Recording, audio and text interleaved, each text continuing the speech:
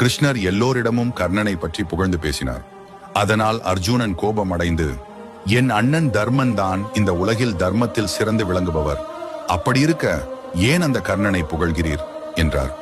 உடனே கிருஷ்ணரும் அர்ஜுனனும் முனிவர்கள் போல் வேடமிட்டு தர்மனிடம் சென்றனர். அப்போது கனத்த மழை பெய்தது. கிருஷ்ணர் தர்மனிடம், எங்களுக்கு உடனே காய்ந்த சந்தனக்கட்டைகள் வேண்டும் என்றார்.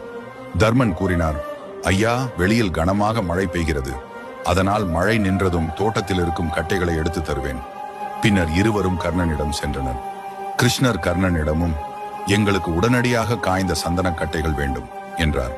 உடனே கர்ணன் சற்றும் தாமதிக்காமல் தன் மாளிகையில் இருந்த கட்டில் மற்றும் ஜன்னல்களில் இருந்து சந்தனக்கட்டைகளை உடைத்து அவர்களிடம் தந்தார். அப்போது கிருஷ்ணர் கூறினார், அர்ஜுனா, இப்போது புரிகிறதா நான் ஏன் கர்ணனை புகழ்கிறேன் என்று? காலம் மற்றும் சூழ்நிலையை நினைக்காமல் தானம் அளிப்பவன் தான் கர்ணனே. தானத்தில்